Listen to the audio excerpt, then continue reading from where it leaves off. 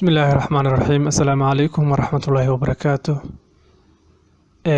داودي haddii aad ku cusub tahay channelkan fadlan subscribe saar halkan waxaan idinku soo gudbinayaa qiso cajiib ah oo ku saabsan xaasidnimada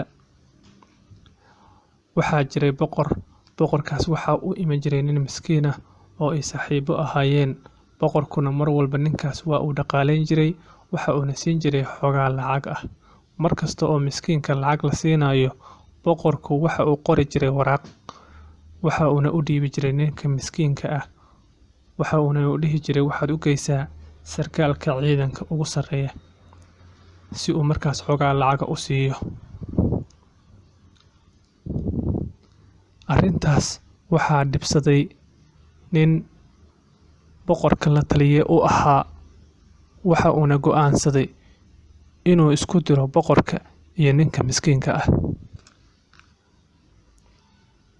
ninkii boqorka la taliyaha u ahaa ee xaasidka ahaa waxa uu casumay ninkii miskiinka ahaa kadibna cuntadii ayuu waxa uga buuxiyay toon iyo basal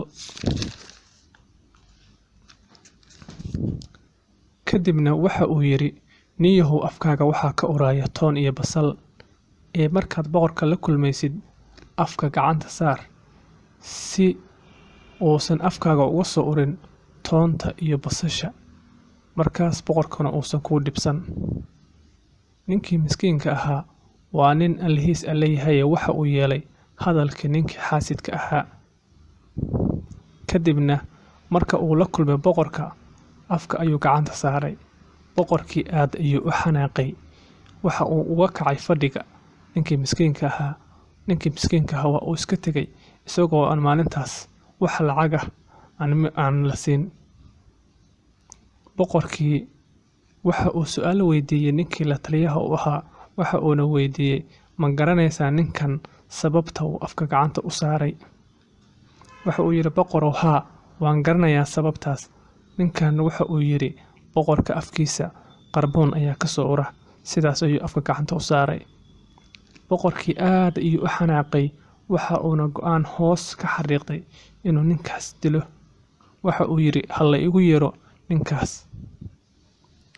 kadibna markii loogu yeeray boqorku waxa uu qoray waraaqdii lagu dili lahaa ninka miskiinka ahaa kadibna waraaqdii waxa uu gacanta ka saaray ninkii miskiinka ahaa waxa uuna yiri waxaad u geysaa ninka ciidanka haysta ee sarkaalka ciidanka ugu sareeya ninkii miskiinka ahaa waxa uu qaaday waraaqdii waxa uu u maleynayay markaas inay tahay waraaqdii uu lacagta ku soo qaadan jiray laakiinse ma oga inay tahay waraaqdii lagu dili lahaaba nasiib wanaag waxay jidka isku arkeen ninkii boqorka la taliyaha u ahaa kadibna la taliyaha boqorka u ahaa ayaa weydiiyay miskiinkii oo yiri war xagee ku socotaa markaasuu yiri waraaqatan ayaan waxaan u geynayaa ninka ciidanka ugu sareeya sarkaalka ciidanka ugu sareeya ayaan waraaqdan u geynayaa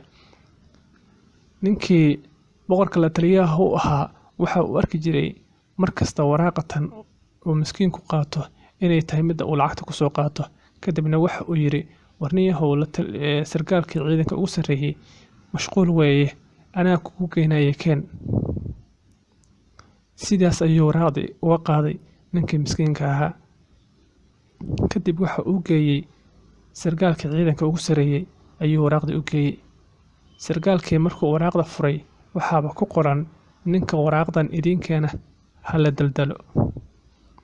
kadib sarkaalkii isla markiiba waxa uu daldalay ninkii waraaqda u keenay ayuu xarga qoorta u suray kadibna miskiinkii oo lugeynaya ayaa boqorkii ku laabtay boqorkii waxa uu yiri waa inkaar qabe waraaqdii aan ku dhiibay xagee geys kadibna waxa uu yiri niyahow jidka waxa ay istaagay ninkii adiga la taliyaha ku ahaa kadibna waxa uu igu yiri anaa gudbinaya waraaqdan sidaas ayuu kaga qaaday kadibna waxa uu yiri waxa uu weydiiyay su'aal ah maxaad gacanta afka u saaraysay maanta markaas ayuu yiri boqorow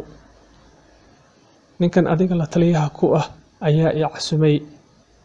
isaga ayaana toon iyo basal cuntada igu daray sidaa darteed waxa uu igu yiri markaad boqorka la kulmaysid afka gacanta saarso si uusan boqorku u dhibsan urta afka ka soo uraysa.